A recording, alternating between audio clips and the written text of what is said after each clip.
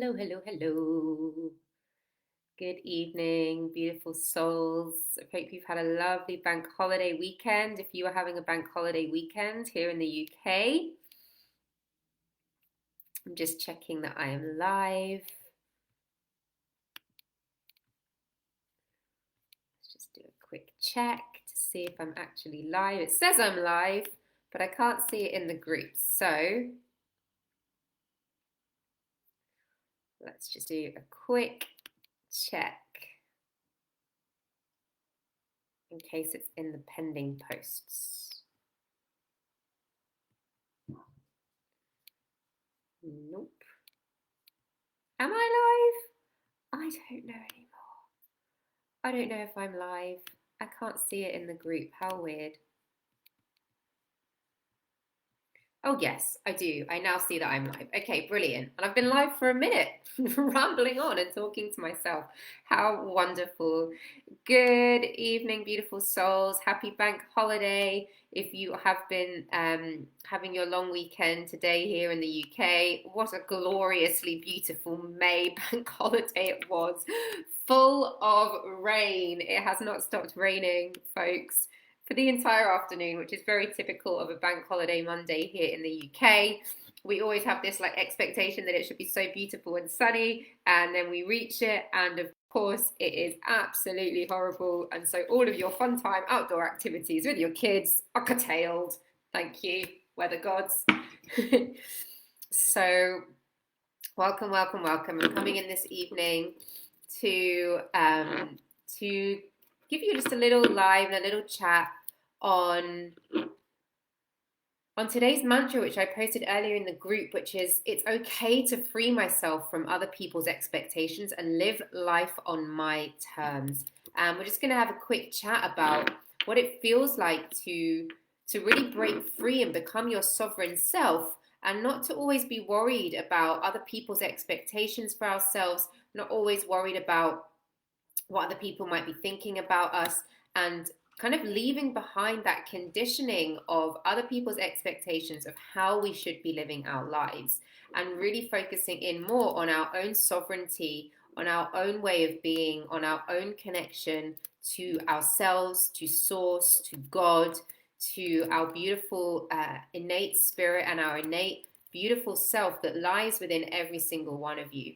And so tonight we're really just exploring this and having a look at what it means to be your sovereign self and living life, you know, on your terms, with your expectations, because this is how the wild woman lives. This is how the wild woman is free. This is how the wild woman wants to live her life in alignment with herself and without any expectations of you know, conforming to what society wants for her. Sorry, my cat is going a bit mental in the background. She seems to be hiding inside a cupboard.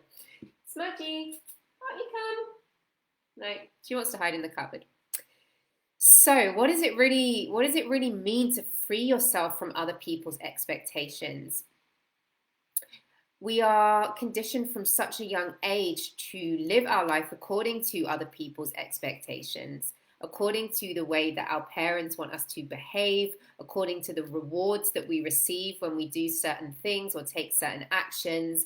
We learn this very, very young around food, we learn it around tidying up our rooms, about what we wear, about what we say, about how we interact with other people, how we communicate with other people. And those expectations are laid on us kind of like a programming, right? Like they're connected onto us like a programming, and we absorb those expectations and we believe that that is how we should be living our life. And then of course you are born into your particular society or your particular culture or your particular nationality or your religion or your country or wherever it is that you are surrounded by, and this adds another layer there of what people are expecting of you, right? Whether it is that you line up outside the classroom before you come into school, whether it is that you have to dress a certain way or speak a certain way or behave a certain way or act a certain way or comply with what society wants you to be. And then of course you are connected in with perhaps expectations of your family lineage, Are you expected to grow up to have a certain career? Are you expected to grow up and earn a certain amount of money? Are you expected to grow up and live in a certain area, in a certain neighborhood? Are you expected to marry a certain type of person by a certain type of age? And all of these conditions are just placed on us, and it becomes very difficult to forget who we are. But Queen, living life on your terms and living in your wild woman is your fundamental birthright. And for so many of us awakening sisters, so many of you who are awakening or in your awakening journey, you're becoming aware of how hard it is for you to surrender safely into a more wild way of living, because you've been so domesticated. We have been so domesticated. We are entrenched in so many systems. You know, our name, our age, our date of birth, our passwords, everything is just so entrenched in the systems that it's becoming harder. We found it harder as awakening women to resonate with this way of life, but also to find a more wild way of living. And the wild woman is looking for us to return. The wild woman is looking for us to find that sense of wildness within us and to leave that domestication behind. So this can look like speaking your truth and not worrying about other people's expectations. This can look like being able to move your body in the way that you want, to put things in your body that you desire, or not to put things in your body the way you desire. This can mean connecting in with certain people and not with others that no longer resonate on your frequency because they don't allow you to be your wild woman. That means most of the time rejecting the expectations of your family. That means even expanding beyond what your family ever thought capable for you, or what they ever thought was capable for them. And this might trigger them. In fact, it probably will trigger them. And that's okay. It's okay to trigger them. It's okay to release these expectations around what they think their life should be, what your life should be, according to their terms, because they too were limited in their conditioning and their ability to see, you know, what it could be for them. And they only knew, they only are able to show you what they have learned, what they have understood in their time, in their growing up, in their conditioning, in their programming. And so we forgive them for that, or we are learning to forgive them for that, or in the process of forgiving them for that. Part of the awakening spiritual journey is heavily based around forgiveness, right? It's heavily based around forgiveness. And so what does life really look like on your terms? These are the questions I want you to ask yourself. What does life really look like on your term? And how safe does it feel to expand into this? Because our ego is always going to be there. Our ego is always going to be there to try and keep us safe. When we sit in our comfort zone and we want to expand, or we feel a calling to expand, our ego is always going to be there to keep us safe. No, it's not okay for you to go a little bit further. It's not okay for you to just take that leap of faith. It's not okay for you to take that risk, because what happens if you take that risk? You might fail, you might fall, you might make a mistake, you might get hurt. That's just the fear. That's just the ego talking. But what would life get to look like on your term if you felt safe to expand into that? If you really felt safe to expand into that? And that is the question that I want you to ask yourself today. So I'm going to guide you through a short meditation to connect in with your expanded self and to see what life would feel like if it was on your terms. If you're watching this on the replay, you can hashtag replay and let me know what resonated for you. So just closing your eyes and finding that comfortable space where you are. And take some deep connected breaths. Arriving in the here and now. Connecting in with your heart and soul. Fully connected. In your I am presence. Pulling in masculine energy through your inhale. Exhaling and surrendering in the feminine on the exhale.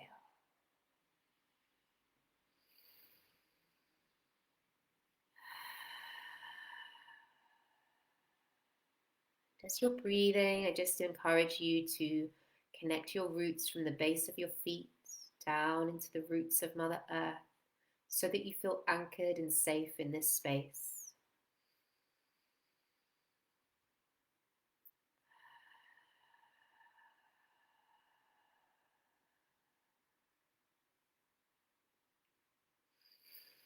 And from there, you're just going to ask yourself, what would life look like on my terms?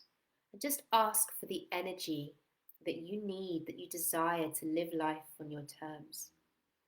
And when you see or sense or feel that energy, just start to pull it up through those roots, through the soles of your feet, up through your legs, into your sacral chakra, just above your womb space, and you can place your hands there. Breathing into your sacral chakra, we're going to start igniting this space. So imagining an orange disc swirling around your sacral chakra, expanding and growing a golden orange color, igniting your passions and your sexual life force energy, creating expansion here. What would life look like on your terms? I want you to imagine you wake up in the morning. Where would you be? What would you be doing? Where would you go? What kind of bed do you wake up in? What kind of room do you wake up in? What country do you wake up in? Who's with you? Are you alone? As you make your way out of the bed and out of the bedroom, what lights you up? What do you get to do next that lights you up? What lights your fire? What ignites your passion? Notice yourself in this image. How do you move, sit, stand?